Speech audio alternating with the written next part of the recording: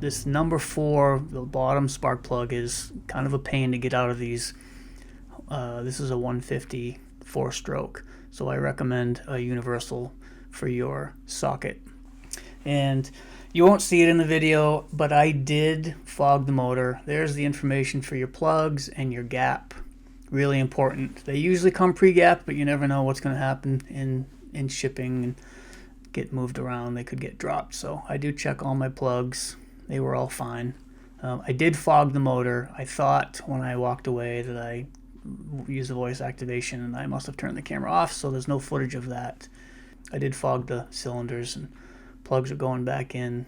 I'll crank it over a couple of times just to make sure that that's all good. But yes, for those of you that don't see that and wondering, it's definitely something I wouldn't forget. So get those spark plugs changed and move on to the next.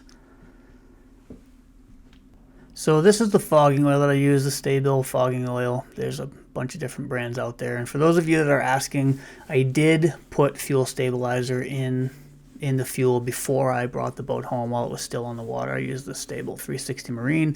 Feel free to fight it out in the comments about which fuel stabilizer is better and which ones don't work, but have fun with that. Then it's time to refill the lower unit. It had stopped dripping finally, and time to get that refilled. And this takes about 3/4 of that quart. Pump away until you see it come out of the vent hole, and then you can stop and put your vent screw back in, and that will keep the fluid from draining out. When you disconnect that hose on the drain, get that all tightened up, clean it up, and it's time to put the prop back on.